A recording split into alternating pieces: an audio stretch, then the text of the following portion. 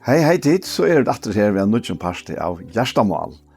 Og vi til Anja Hansen, som tek seg av det tekniske, og Paul Fære, og så selv Daniel Adol Jakobsen.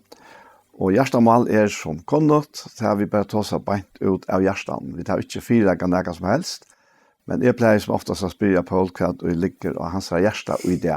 Så det er ikke atter det. Ja. Det rett her som Paulus sier i 4. Timotheusbrevet. Han tar seg om sitt egna lov, va? Og han sier i årene at til troerste år og til fullna versta vil fakna, vers 15. Og i 1. kapittel og i 4. Timotheusbrevet. Til troerste år og til fullna versta vil fakna at Kristus Jesus kom i høymen og frelsa syndere av tøymen i størst. Og ofta i färgen och tåg, alltså tar man vidja i människor. Så kunde det hända att ankor säger, och det gjorde jag med han var gammal och han kom läkt upp i arne och han säger han kunde inte vara frälst, säger han, för han var så stor syndare. Så svär hon efter i snåren att Paulus säger till att han var den största. Og det var litt som Paulus, da han levde i åren han kom til å Jesus. Ja, det kjente han. Så det Paulus sier, han var den største. Så råkte ikke vi at tiden kom, og vi gav vår sammen, skulle si, at tiden større syndere enn Paulus. Og så hukte jeg noe på meg og løt, og så nei, det kom til han si. Han er ikke forvalgt nok rundt deg, han er til å være vidtel til, sier. Jeg sier, ja, men så han ikke ivig om til at omkjeldningen til at han helder ikke. Så jeg krosset noen her øyn som øysnøye, framt mandrap og rånskjærer, og han røpte jeg Jesus i sørste løt, og at minst til måten til at det kommer røyde tøynen. Og han fikk svære bøyna veien at sannelig sier til det skal det være ved meg i paradis. Og at han hatt, så kom en samtale i det som at enda, så sier han, trykk var Jesus, det har vi gjort alt det jeg kan minnes. Allvar, ja. Men jeg tar i årsøk at Løyvi har hatt seg sånn som det er gjort, så helt han til at han kom til ikke være verter til det. Så kom det fram om hver verter, altså andre verter, tog var det en som var verter, døye for det jeg verter, og tog kom til alt som var oververtig til at være frelst for trykk på han. Og så løs klarene et ordentlig fyrium, altså etter evangeliet om Jesus, og han er alltid tro på han. Han var ångat til gift og det som er avren, men en kona var kommet å bygge her til hon, og hun åtte en son, og sonen han vokste opp her. Ja. Og man kan vette atter til altså løtene, så jeg vet til henne mannen, så var det en annen gammal med over som ville snakke med meg, og så sier han ved meg at vi prater og løt, at jeg kommer vidt der, sier han. Men jeg ber han ikke komme vidt, og han sa så kjøtt at han var begynt å prate, så sa han til at det rikker ikke noe, og så sier vi igjen, vil jeg at inn ikke sette det inn av sånn atter her, som tiden, Sjalt og det var ute i gangen ute i gamla sjukhusen og klaks. Oppi av loften og der. Jo, så får han å sette seg, og så fikk vi til disse samtalene, og vi ber igjen. Og det var det søgneste løte hesten her gamle medveren var klarer, tror jeg. Hesten her som vokste opp her i høymen, og han får så at vi kjente dagen etter, og ta var han langt og fattelig jobbet, og stått til han klarer, han stått at han og jeg minnes at han og at jeg så kom til hin mannen och sett med honom så säger han vem är och kostar check. Så säger jo. Det klarna i fyrjon att han som alltid är tro av Jesus att han kunde alltid switcha han som tror jag han. Ja. Jag minns det som är när han fällde mig halt till utet när kom vemmar ner i köket med vatten och allt. Jag pratade med mig, ja. Och så var han gärna för klax för stått att han och ta var han till sig gärna för den som är över den.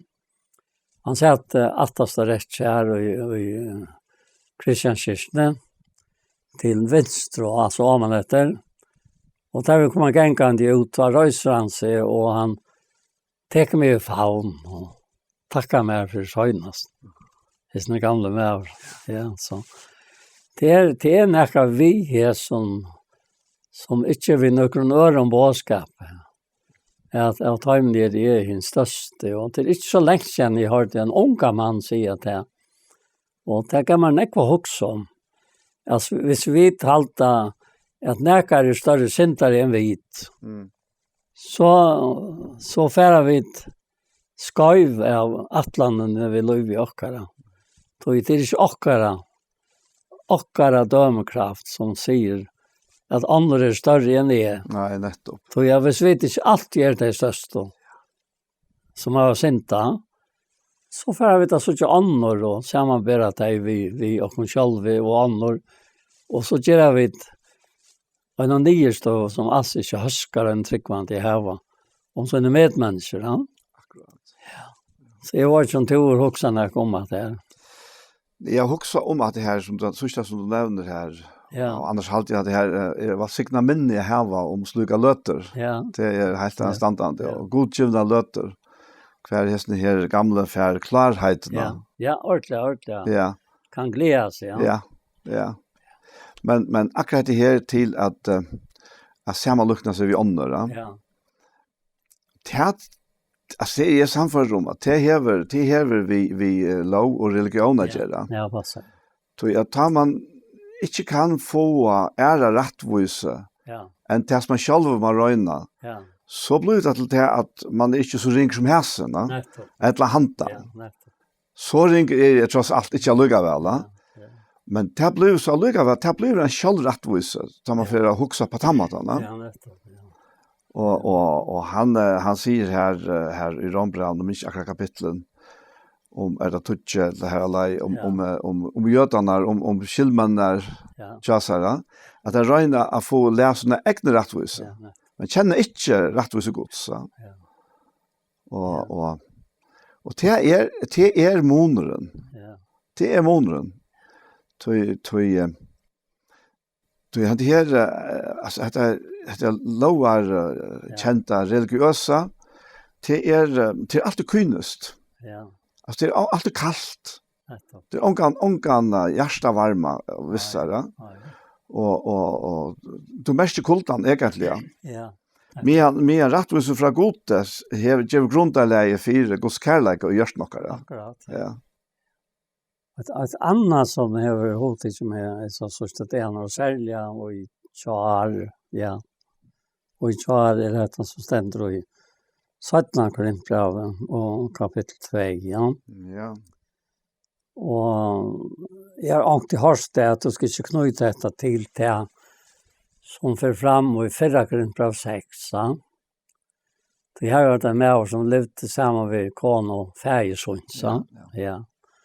Och så ger Paulus några rättlöjningar här som lyckas som sätta ta upp på plats och i Guds ögon och hur ta en fyrhälse.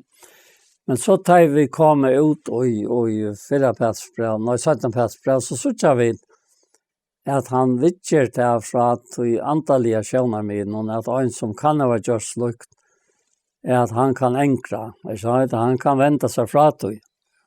Och så är fyrtjävningen det som över Atlantutningen. Han brukar uttryck här och i förra han kommer till Korint så säger han ett eller skriver det är väl så att det kan vara utlög och 8 miglar bivarna och tala pratkamon är inte vi Ivertalande visdomsåren. Ivertalande visdomsåren. Men träck var vant och kraft. Ja. Och utra tog i gången så det är lögnen som man gör i tjocken allt brev. Ja. Då kan vi inte vad det är han vittjar. Så jag kapitlar vittjar han etter her vi partatjänstligt. Och en sier er palsar med år, en andra er palsar med år. Och en sier en er kryssar med år. Och er Kristus på sånt och så framvägs.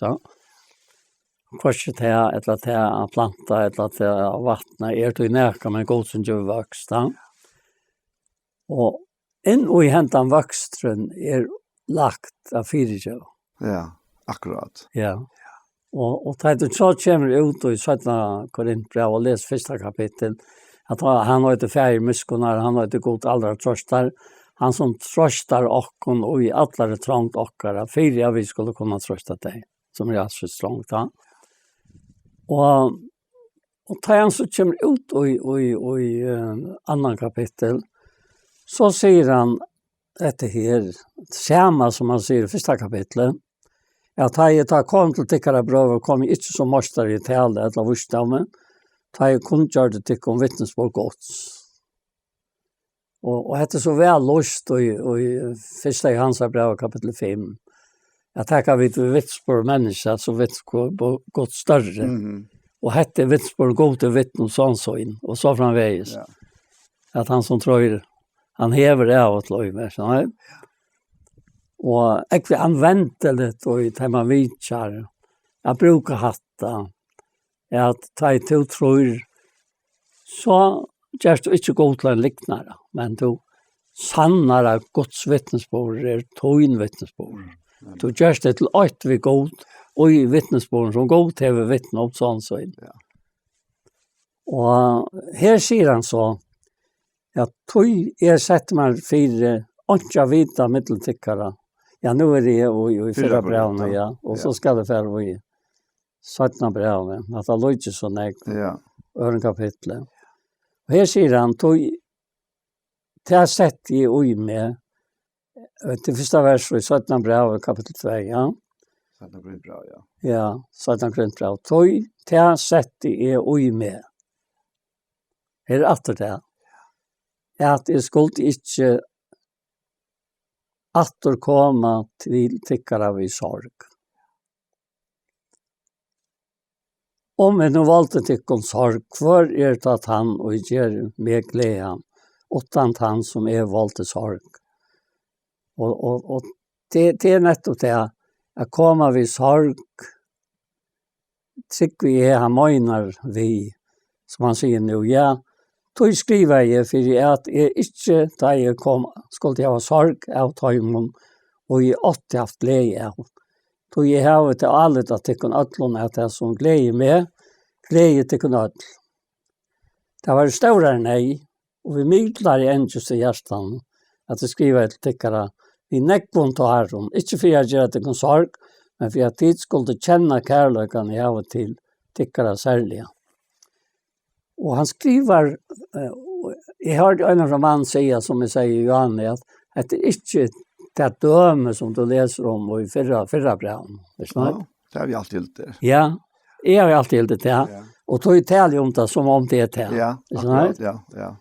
Så sier han, har vi nekar valgt sorg, så er det ikke mer enn vi valgt sorg, men for en part det kunne ødlån. For at jeg nå ikke skal være herrer. Til å nå mye straffen han vi finner av de flest. Det er ikke vært øyne i ødlån. Så at det første måte helter skulle fyrtje av honom, og først han, for at han skal ikke gjenge til grunter, og i oss avstrådere sorg. Tøy amningen til kunne lette kærløkken råa, og i måte i honom, og tøy var det også skriver i for at få vite om til standardrøntene, om til dere løtner og i ødlån. Og så sier han, honom og i tid fyrtje var nærke fyrtje vi, som øysene om hei haft nærke av fyrtje, var her fyrtje vi tar for i Arsson og Kristus her, for det tikkere skuld. Så kommer et uttalelse. Ta det fattast Kristus sinnande i åkken, så vil jeg ikke fyrtje. Sånn, det er menneskelig. Ja. Og da menneska naturliga människa teker inte vet du som andra går så till. Ja? Fyra att det skulle inte vara där av Satan, då det som han hever i huvudet vi inte avkunniga vi. För mer visste som så att Satan ville inte att det skulle fyrtja vid Hesson, fyra samkommande inte skulle bli om till att vara det som har en atläna. Akkurat. Jag tror också att ja. Ja, akkurat det samma tankar här vi också här att. Ja. Akkurat han säger att det här så det som han hever hoa är det inte avkunniga vi. Ja. Han hever allt i spjäing. Ja, och jobba, sant? Jo. Men så säger han att träet. Och han säger det så lös att ta kom till troas att prätka evangelium Kristus och det var de här lattnar upp i Herren. Alltså här var näka som han kunde gå in till nöj. Jag har ju fri vid antamöjn. Så jag fann det inte tid att sprava mig. Nej, jag säger till han farväl och för till Makedonien. Men god det var tack som i Kristus alltid löjde och kom fram till sig och kvarjon steg det går enka kunskaper som åpenberas vi och. Att ta så Titus kom till Paulus här så har han gått höjden av bären om samkomna. I samband med det att de hade fyrtjiv. Att de hade sånt där som de åtta sådana.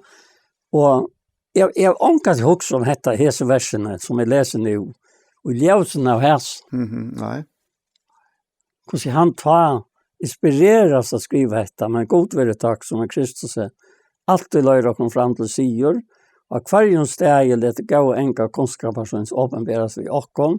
Så vi og gå i enke kryssar for gode, mittlentara som fredsfæra, og mittlentara som fortapast.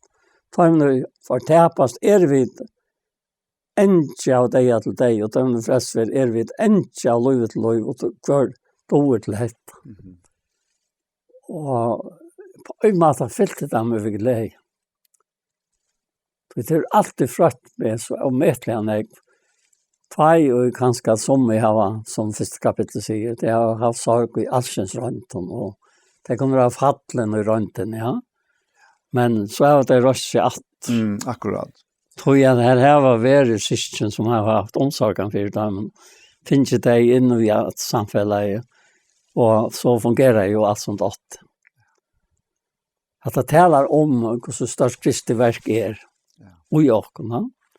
Så det är gott som viskar och jag kan säga för det är bra 2:13. Det är jag vilja och jag viskar att det går att vilja så in. Och det är näka som inte är det läge. Så vita vi det här som Hebreerbrevet något säger att akkurat samviska hon är rensa vi blå Kristus här. Och hvis en är det löv i akkurat som inte härskar vi till samkva vi till sandföringsna så har vi hans sandföringen och isär till som rensa vi blå Kristus att vi att och skjuta till att blå Jesus är sonar och rensar och kom från alla synd som var sin Johannes brev säger. Ja. Att det är ett underfullt Kai Johannes att det nämner ett aktiv, va? Ja. Ett underfullt aktiv och i löv och samman vi har rammarna.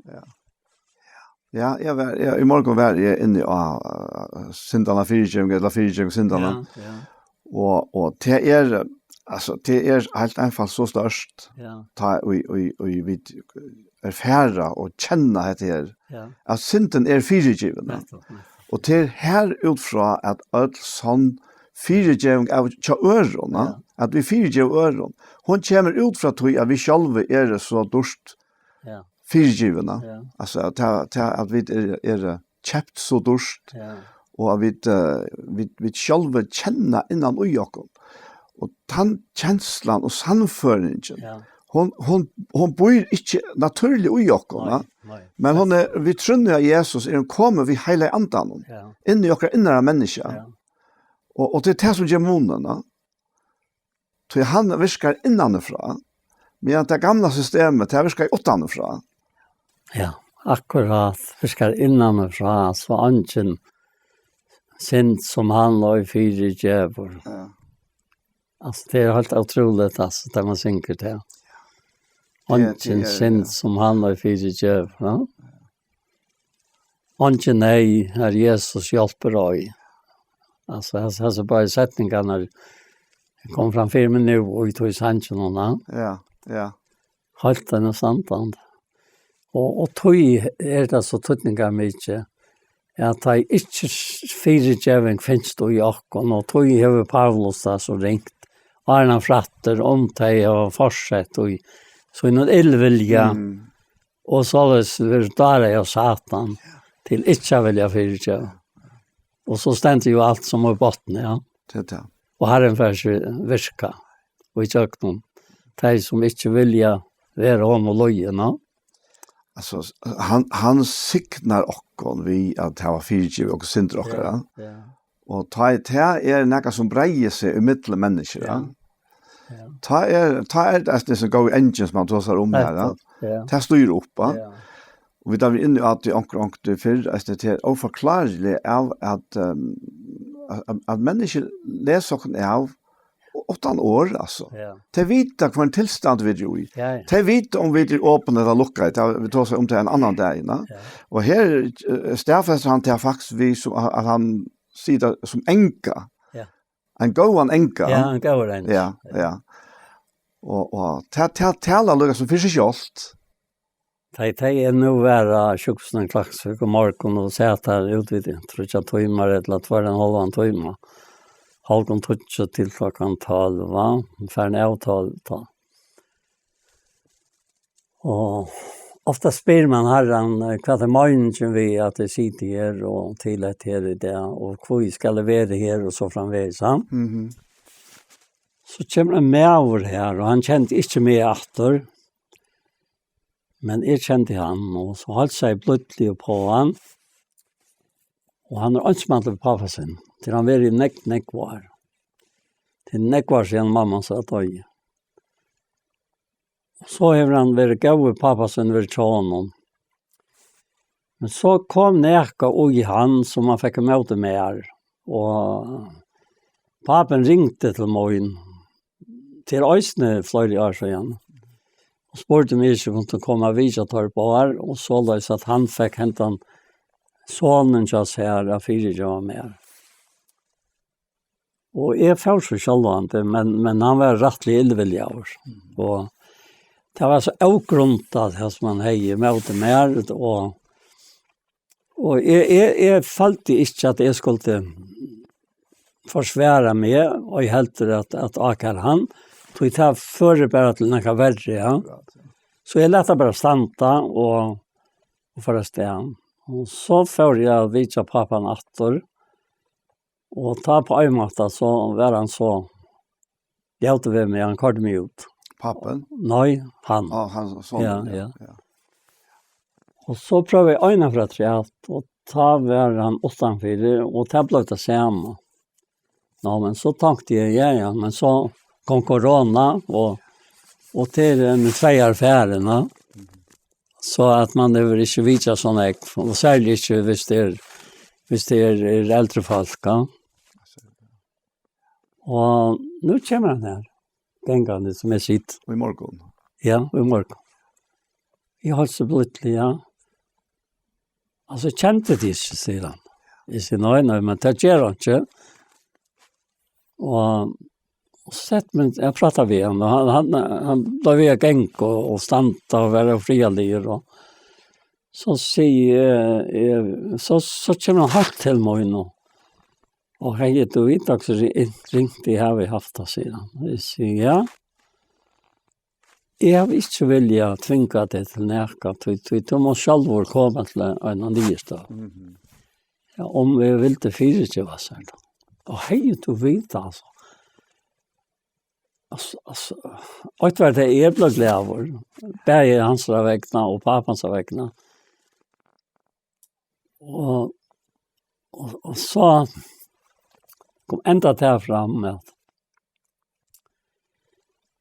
at han har haft det så ringt, sier han, og han var kommet i om han kunne være frelster til han. Han er så akkurat som vi tar oss om, ikke vilja fyrirkjøve. Akkurat, ja. Så jeg har vært i grunn av ikke fyrirkjøve, og det var bare noe som var oppsteg i hånden, møte mer, ja. Og kvitt at det kom til Det var inte så ordentligt. Ja. Och så fick vi en innerliga samtal om frälsen här vursjon att det här är inte vi hette ger. Att det kunde jag gott uppleva utan att det gick och tiver till nutja löjvian åt i Kristus. Fick stäfesta för honom och han blev bara mer och mer glädjor. Så ser vi egentligen ändan i sig. Nu först var jag inte på vatten. Och tog halsaren fram mer. Ja, det skulle jag göra. Och så vänner jag till att du kommer vid tjocken. Att det stått om det som hänt. Ja. Men jag såg alltså, så glädjor, så lust han var. Och här såg jag akkurat en mynd av Satan, hur han viskar. Och gera kontor och sånt det gamla så att med Charlie så det här. Akkurat. Och jag såg inte för mig nu han för hem och han hälsar pappa så någon och han säger att vad jag har sagt vi ser så glädjer det sen pappan där. Det har vi helt inte vilja för väckna corona så tar det bara bänken för corona. Men jag har alltid bara haft att vi tar 18-tal var vaccinerade. Ja, men det huxar om hur önsligt att människor är. Och vad han säger vi andra människor som kommer här och vi pratar och har ett gott prat samman lösning. Alltså hur så gott det var att komma hem sedan. Jag menar jag kom här och vara i mitten där bäst vinner man 80 och så framvis så. Och det är mitt och jag ångat att vi inte att klassiska sjukhus är så som näck alltså så näck vi sen alltså jag har lagt när det här så när någon hinner någon tog ju så då stämmer alla tojna vi fallt.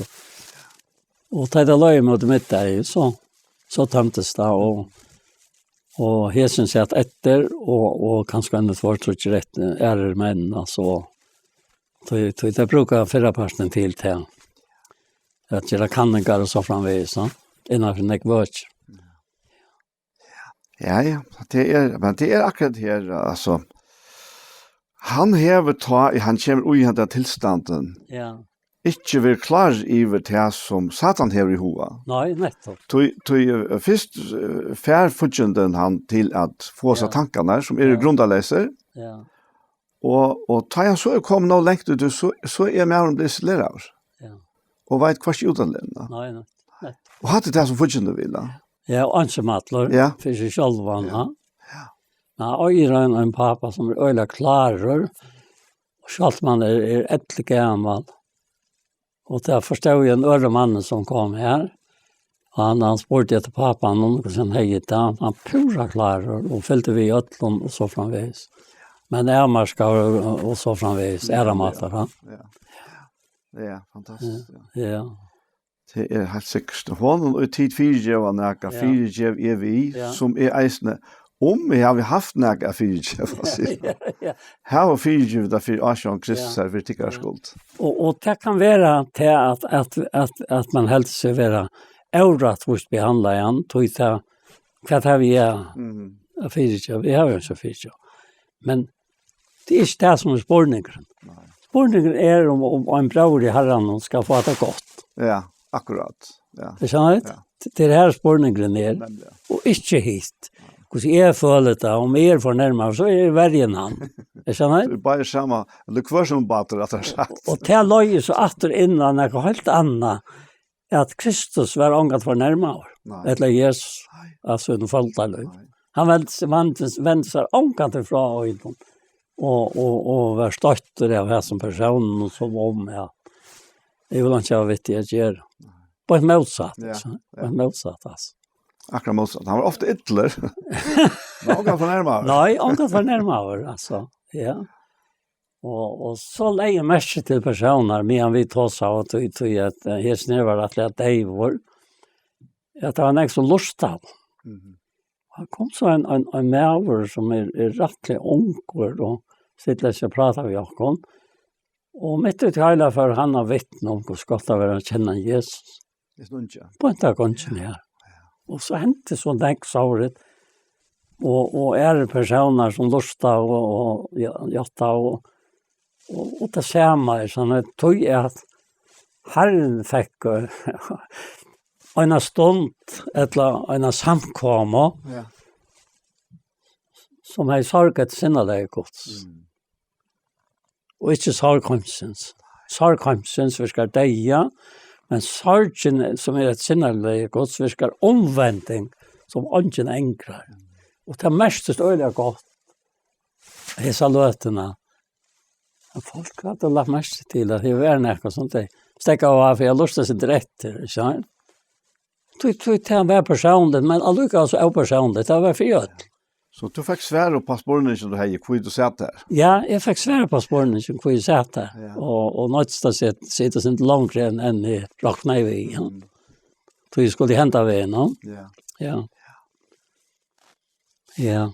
Herren är underfull i sin viskarna. Det är vad man säger. Helt en standard till oss. Ja, för var det också ni skriva för att få veta om de standarderna. Om det är lutner i öll. Och så kommer det som du nämnde, ja. Så amen är tyckna lätta kärleken råa mot i håll. Amen är att lätta kärleken råa. Ja, det är otroligt alltså. Och så det spelet som för en kristusar han säger att i år kristusar bygga röjkliga medeltäckare att de ska lossbra någon sida. Ja? Jo. Att jag alltid att jag härskar så otroligt väl in i akkurat det här. Och det är nog 3 kapitel. Ja. Han säger att det tar upprörst i Kristus i första vers i Kolossbrevet 3. Så söker det som ovanför er. Här Kristus sitter vid högrant gods. Trai etter tog som ovanför er. Ikke etter tog som man gör ner. Till jo deg og lovtikkere fjalt vid Kristus i god. Da er Kristus lovåkere åpenberes, skulle jeg også en tid åpenberes vid honom og i dårlig. Altså det er utrolig fredsløst det var. Ikke spørninger om visse tid nå. Standardrøntene, hvis det nå omgang tog inn her, fattelig et eller annet. Hvis det nå ikke vil jeg fyrirkjøve. Jeg skjønner. Det är inte det. Det är spårning. Det är så fantastiska budskaper som vi har. Ja. Och som vi har från honom som sände sina egna ut till att faktiskt att proklamera frigivning. Ja. Det var det som han säger här i Lukas kapitel 42. Ja. Jag ska lucka finna det här fram här. Lukas kapitel 42. Ja. Man ändar vi här. Så lät han upp vid herra, så det skilte skriftene. Ja. Her til at han at her så kallade Emas vandraren kommer atter til lærersvennerne. Ja. Så lät han upp vid herra, så det skilte skriftene, og han sier vidt der, så skriver at Kristus skulle loja, og 3 dager ryser opp fra henne deio, og så kommer det, og at i navnet hansara, omvending og synda fyrirgjeving skal være prætika. Och det året för pratika det är det samma året som att kunna eller att proklamera. Ja. Alltså att ropa ut synda förgivning. Ja. Att det navn i hans omvändning och synda förgivning ska vara pratika för alla folkaslövon och börjas i Jerusalem. Det ska öle väl det så att när vi Kolossbrevet 3. Ja. Han säger att det är ompere vers 13. Han säger att han lät det som in i utvald och höjl och älskar av Guds och hjärtans misko. Ja. Gasko. Emjuglöjka. Späk för och länk med.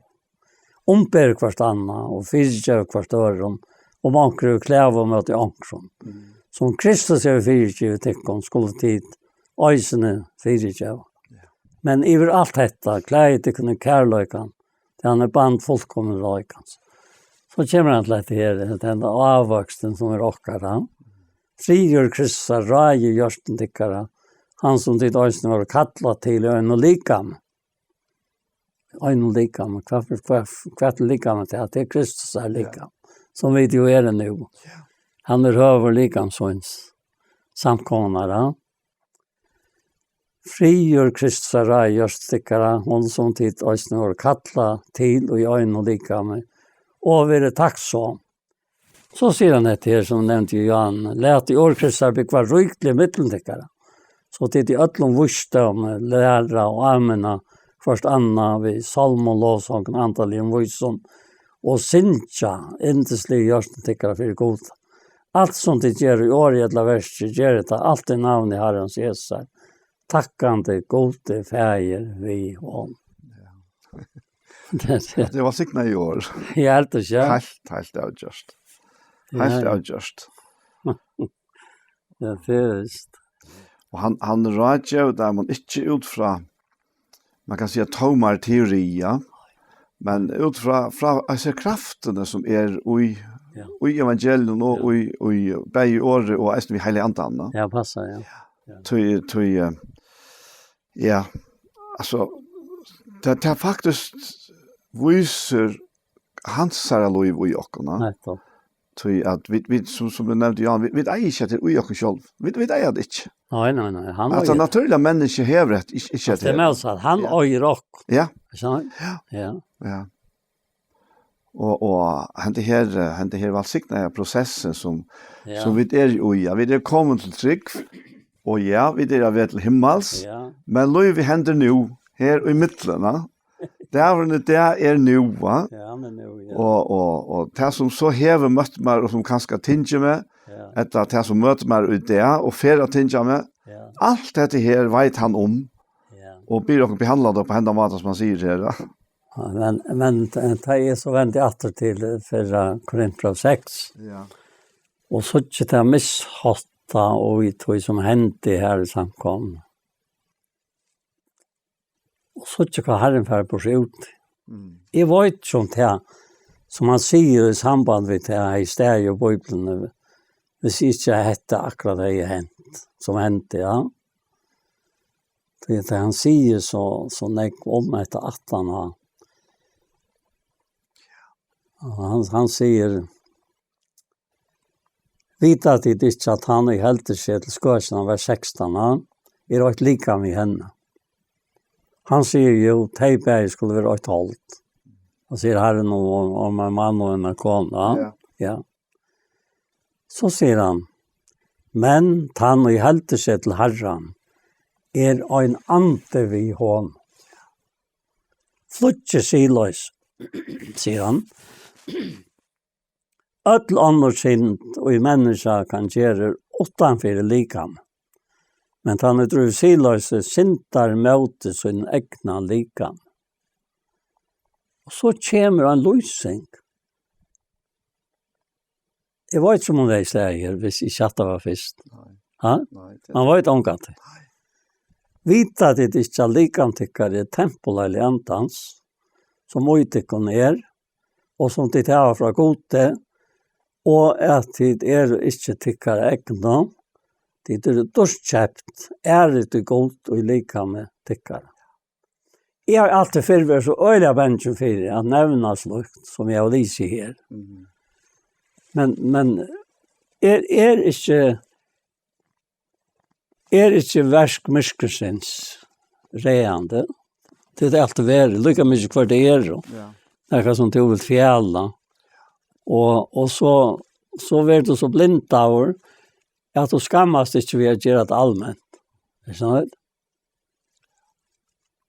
Og så kommer han inn her og i situasjonene. Og sier vi det samme menneskene, som han skriver om hatta, sier han, vita at det ikke er like om det er tempel, heilig antan som uttikker ned, og som det har fra gode, og at det er ikke det ikke noe, det er dorskjøpt det til gode like om det. Altså, fire djevingen ligger noen planer, som er så høy, at det bare er god som kan få åkne fire. Vi akkurat menneskelige tanker ligger det ikke. Nei. Det er ofte ligger her, ja. Det er menneskelige, det vil ha hendt, ja. Ikke fire. Nei. Men øyne legger det mest til, og som er nevnt, og i 17. Korinthbrev kapittel 2, Paulus snakker om hvit. Han snakker ikke om tid och jag för jag. Vi för jag. Ja. Och vi har några för Ja, jag. nettopp. Ja. Är sant? Och tack för med om jag kan inte göra ta målbrott han brukar och i kapitel 2. Jag ska inte få in och i dator nu. Tog att han tek sig självan in och det heter ett lika med så vet att det är templet han. Ja. Lika om tycker är bostad och gott så i antan sin närstam. Så Ja. Alltså Korintbröven Ja. handlar så om medlarna om likam. ja, lika med ja. Ja. Ja. Och vi tar nästan lintet till Ivesutjalla. Ja, ordentligt. Ja. Ja. Hur snägt det handlar om åkara fysiska likam Nettopp. som en lier och som en limer och till andra likam som Ja, är akkurat. Kristus. Ja. Det är menten. Ja. Ja, men till verkligheten Ja, det är väl Ja, alltså. ja. Du sa det fungerar det. Så ja. Ja. Alltså att alltså hela anten och anten alltså det är inte bara skönligt men kan inte göra något ut i fysiska Nej, utan att ha ett likam. nettopp. Ja. Och det är något som vi ofta kan ivesutja i oss nära. Ja. Och så är det akkurat det här förhållet i mittlen människor. Ja. Hur är vi vik för en annan? Ja, akkurat. Jag har sagt något för men jag håller faktiskt att det är den största Ja. avbjörningen och den största siktningen. Ja. Ta ett till lukkast. Som du fortäller om i morgon. Ja. Ta ett till lukkast. Ja. Att det är försoningen kommer. Schotte, semjan och Ja. som är från honom och som Ja. driver där framme. Och ta siktningen som bäg to och han Ja. och han förhämtar pappa son Ja. och så alla hinner som blir vittne till det. Ja. Ja. Akkurat. Och det är alltså hvis du inte vill lika någon värst här av sjukhusen. Ja. Så hej hade inte uppstått ja. Nej, men Men jag tror ett likam var kopplat upp på det andra likam ja. Ja, och så tror jag att han säger till i Rambran 5 att våna inte till skammar. Så har börjat av vers. Tog kärlek Guds. Uthält för just nockare vi har antan som oj och er. Ja. Och en av vån som ankat gör till skammar. Och hvis du så flyter i det Efesos brev kapitel 2 och vers 8 och 12 så säger han det är nær til frälst för trygg till inte att det kan självon till gåva Guds inte av versk inte kan rösa sig. Och så säger han tog vet och små i hansar. Det är skapt i Kristus Jesus till gåvers som god framan ontan överlagt röjer. Ja, vi skulle leva ut hem. Och akkurat det här blev så klart för mig morgon. Hesta kan åndsna ha lagt det rätt så han kom. Akkurat. Det är högt upp en där mannen som jag kände på en av natter och han inte kände mig. Så kunde gott ha lagt som ånds. Ja. Ja, det var han. Ja, nettopp. Jag säger, vad var han där vinnaren? Alltså, det var största sådär det. Och inte för en 18 har jag sagt att vakna ett öjmar. Jag kände det inte sedan. Så det är bara väl till. Ja. Jag vill människaliv och lät han bara färra. Akkurat. Så han vill inte näka. Men nu är det bara motsatt. Som han vill ta framkalla i det. Värsgods och Johanen. Alltså det är en slag anker sagt med mig du först ute för små detaljer så man möter 100 av vissa fall så jag men det och så fram det. Jag säger ja men det var anken som här som över den. Jag tror som jag vet om så ettlar vi med senaste så. Vi kørte vi bilen og sa han og ville prata med han og han ville slett han kjøre med kjær. Og nå han i dyraste nei. Du kan evra frelst og hver skal jeg få hjelp. Så setter vi dokken her som brøver og snakker om hjelpene. Og jeg måtte sannføre han om det. Jeg god. Han hadde lagt det rettes. Og han sørger for det. Jeg begge to og jeg har det gått sammen resten av livet. Ja.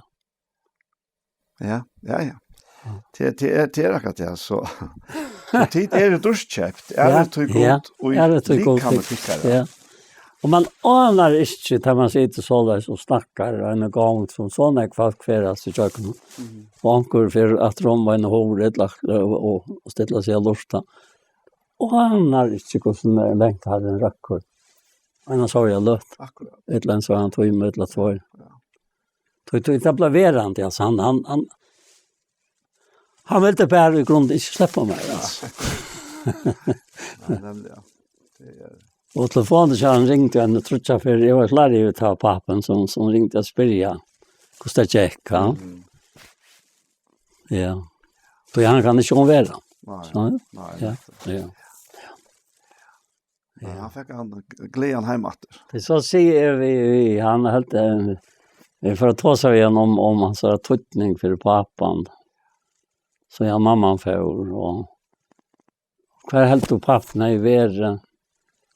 Men nu inte varit han som är hemma.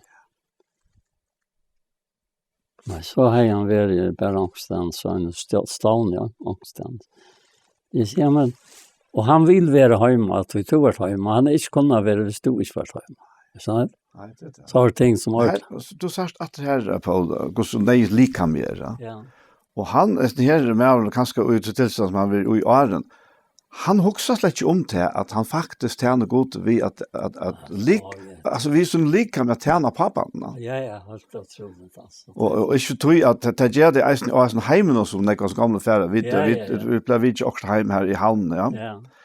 Jag måste säga att talar öda störst till mig att söka människor arbetar vi hjälparsleis och gamla folk som ofta de flesta ganska ödlatan är nästan inte oservera. Men det är öliga krävjande arbete. Han säger pappan slapp inte ur sangen och han hjälpte honom sangen. Och det är stegen också när av i sørstene tror jag att det bilar en ek på en chans här alltså. Så i skiljeväl han ringte och blev inte när han kom. Ja. Jag hade han är omvetande och helt en standande där och också sånt. Det är helt säkert visst. Och han är så närvarande ästna. Ja. Alltså han inte allt det där som han nämner här. Det här vi skiftar göra som är i tojene. Ja, i tojene. Faktiskt minsta parten handlar om att han har. Men parten handlar om det som är i tojene nu. Ja, nettopp, ja. Ja. Alltså det är nästan det gott. Ja, vad säger du så mer? Jo, då om att här vi lika vi där vi inne hade fyra att det är så att några rent fyra. Ja. Ja. Och att det här som han tossar om här ja.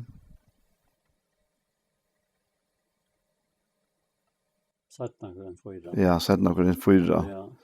Han här det är nog lukt här och sätt några rent fyra och i sex så kan det visar sig själva fram här kan säga att han säger här att i vers 9. Ja. Eller han tar vers 8. Han säger tid är långt varne mätte, tid långt varne rike, tid varne kongar utan okkom. Jag hade tid varne kongar så kunde vi eisen vara kongar samma vittikom. Ja. Tui sier mer tid er god og sett og apostlarna fram som tar minst av tuja. Som de er dømda, sjånleiker er vi våren heimen og bei englene og mennesker, vi er darer for Kristus skuld, men tid er klotjer og i Kristus. Vi er veitjer, men tid stersker, tid heireier, men vi vannardere. Ja. Lyga til hesa stund luja vi bei hunker og tosta er nakner og få nevaslø, og ha ikke verande sted. Vi strevast og arbeider vi okkur egn i hånden, vi vil kjeldar ut og vi sikna. Vi vil ætsakter og vi tåla det. Vi vil spottar og vi tala gåår. Som guldsåp er vi varen heimen, ødlån et utskudd, lyka til nu. Jeg skriver ikke hetta for at jeg tenker til skammar. Nei, jeg anmenner tenker som elskar og bøddenmøyne til om du så har tudget hos læremeister Kristus, så har du tog ikke nekvar fetrar. Til i Kristi Jesus er tid vi evangelium bøddenmøyne. Jeg anmenner tenker til vi er etterfylgjere møyner. Hvis vi så tenker i sette kapitlet, Ja. nei, om skilta, nu tog jeg feil der. Ja. Det är nämligen att jag tänkte det var så stort i mitten. 4 Korint 4. Ja, Ja. Och så sätter han Korin 6. Ja, nettopp, ja. Han lykar som här i mitten här. Ja, Han säger här i vers 1 och sätter Korin 6 som tar i arbeid så han vet ikke amina vi tycker ta eisen at han var ikke vet lunch så det tid emot og nei gods. Han sier jo at her er som er takkens bøn har til og frelse den kommer til hjelpa. Ja, nu er leli tog. Nu er frelse davren. Vi er jo ongan hatt til avstøyt for at tjenesten skal ikke være lasta. Nei, i ødlom prekva vi okkur som tjenare gods, vi miklo tåle i trångton, i nei, i enges, som sløvun, i fengehus. Altså, at der vi er hoksa nek om etter her versen, vers 15. Da han sier at jeg skriver ikke etter for jeg gjør at jeg kan til skammar, nøy, jeg amenen tikkon som elskar og bøtt møyne. Så nå er det langt inn i bøttene som godt øyer. Ja. Som han har sett okkon til, som kapitlet byrjar vi, jeg sier at såla skulle vi være råknare som tjenare kryssar og hushaltare. Jeg vil landa malen gods. Og annars krevs det hushaltare han tar skulle finnes å være et sikk. Så for han inna å si at jeg for meg hevda ekkert lyd at sia er at dømdre av tikkon etla menneskelig dømstål. Jeg dømme med ikke sjálfur helt. Hvor sier han til? For han var som en pape i midtelen til tryggvant, Paulus. Han var akkurat som øyn, som vi leser her, at det var ikke nekvar fedrar. Ja? Omtid det var 20.000 lærermørstere i Kristus, så var det var ikke nekvar fedrar.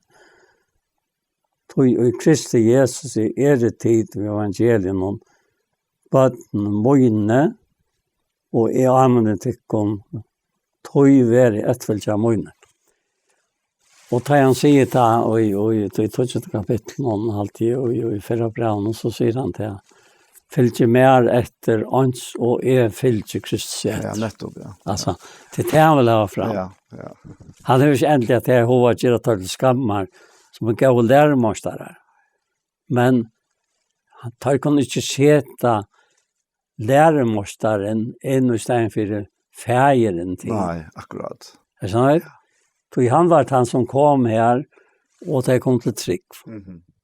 Og det er en ordentlig hjerte som vi tar framme for i sendingsene. Helt ut i fingrasbussene kommer læreren fram, at læreren må ikke være lastet. Hvis vi vet ikke er trygg for i lærerne, som vi finner i brøvene, ja, så switcher vi bøttene. Sånn? Og til å være så av et av størst firmaer, så er det nettbøtta, at nå er Arne blevet sånn ekk, og man er ikke en ferie til man er så gammel, men man er en ferie i måltid som Kristus slipper at gjøre så et versk i åkken, som vi nevnte jo Filippraun, tror jeg, og 2 vers 13.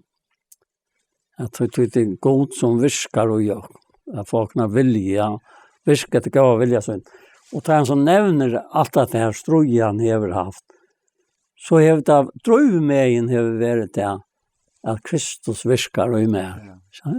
Til at han tar mynten, om at det men han og mer. Vet at det ikke er likamtikkere i tempelhøylig antans. Altså, bare tanken, og ljøsene av hinnen, missatta, minst til dette. Det var færdelig hoksa, Paul, at det er samme medover som forfyllte samkommet. Ja, akkurat han sier. Ja. Det er den samme medover som sier til det er den største. Ja, Men nettopp. tog fann og miskom, for Kristus av mer kunne vise alt lengt på så. Øren til 4 døm. Ikke man nærkere til alt det her. Som vi begynner vi, at så stor sin der jeg kan ikke frelses. Det blir til. Så, at så utrolig at det meg. Det virkelig som Kai har sagt, at frelsen et aktiv. Ja, hon altså et avhaltende aktiv. Ja. Vi nevnte det så som heter endeføringer og endenutjannar. Endeføringen øyne for. Du kan kjøre føtter 2 for. Altså en utjan. Nei. Du är ständigt fötter. Du har fötter in egentligen har i mina för. Du har fötter av något som ena för. Men så kommer det här aktiva som han snackar ju om att om så utvarste som människor har gänget till grundar så ändrar nutjast av invarst människor därför att det är trångt åkara att det är gänget till grundar till stockot och latt. Men det viskar också en större ivigt och eviga fyllning av tord. Vi vet här inte det kännliga för jag, men det är okännliga. Kännliga det är tøymeligt och kännliga är övet. Här är det tryckten att gå och gava sig, att folk kommer gava man från att komma nio från färgelösan, där som inte brötning till skiftande skuttigt ha. Och så säger han här och jag känner vers i Jaksbro. Tog jag inte vilja så in och fattigan och om vi sannolikt så vi skulle vara fromgraverskapningen hansara. Fromgraveren, vad är det? Kristus. Ja, men vi är i Kristus. Kristus är i oss. Han är han som nöjder okra lika. Fromgraveren nöjder okra lika. Fromgraveren är okra lov. Hin frombarne av henne och dig. Alltså hin uppristning av henne och dig. Som breit dig hans välte. Är lov okra. Alltså det ligger alltså hör hon stöje att det vet det här tas in och. Ja. Det är akkurat det.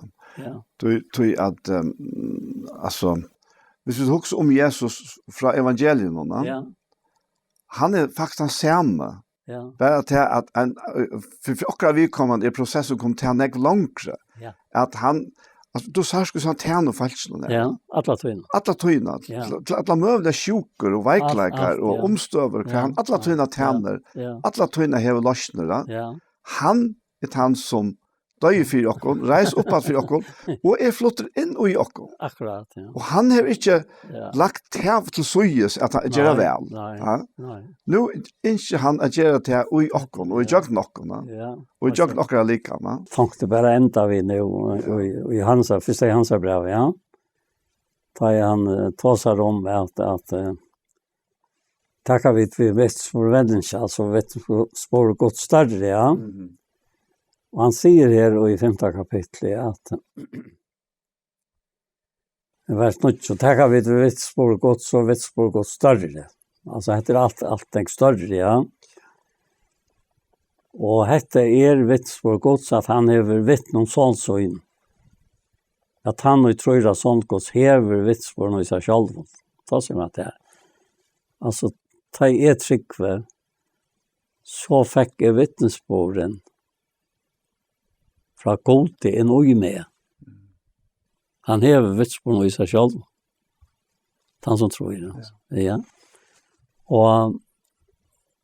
Och så säger han hette ju vittnesbörd gods att han är vittnesbörd så inte han tror att sånt gods hever vittnesbörden i sig själv. Han og ikke tror god til å gjøre han til liggende. Han hever ikke tro av vittnesbörden og god til vittnesbörden. Og hette vittnesbörden er god til å give og av et løy, og hette løy ved sin hans. Han hever sånn over løyve, han og ikke hever sånn god til ikke løyve. Hette har skrivet alt tikkere, for at de skulle vite at de hever av et løy til som trykker han av sånn. Og anken vil beter til att allt skulle komma till omvändning och leva än han. Det är han som har sagt det, att han vill det. Det gör det han vers 24 och det är alltid värmare dörra bastat också om att för att jag minns det näka från Övidar något som har varit hur trycker man vara trodde jag Jesus sa. Inte man kom till det och har tagit att lyckas som spårningen om, alltså släpper vi det Jesus som attor, eller ju nu frälst och akkurat som vi tar oss som det är. Ja? Så nu kom jag in som man inte kände av oss, in i hovarna. Och vi kallar näka hette att vattnatrygg, alltså barnet från till himmelen, då är en gyllenblå. Till lika einfalt i det. Som det var ta. Så nu batten jag trycker att vi tar herran till. Ja? Så det är samma princip i god brukar. Han är ju upprecipt för bottnen jag ett annat vi tar som blå gammel. Det är en enfald troskapen med att Kristus. Det tror jag blir också vara som barn. Ja, det blir nog. Ja. Jo. Ja, ska du begynna bön som Jakob Paul? Herre, vi tackat här för dessa löt. Vi tackat här för Anjo, som kan få en sändning på resan som vi då sitter och pratar i det. Vi tar bäg till att fejla av bröven och kvar det för till att sättna, men det är ångat tryckning. Det tycker hon sig av. Og sikningsna vi sendingene, det tykker tog der, ja. Så vi kunne kvile trygt ut hos Herre, jeg tror først å få at jeg bor ur hesen som du aktla i. Og vi synes jeg så underfullt dette.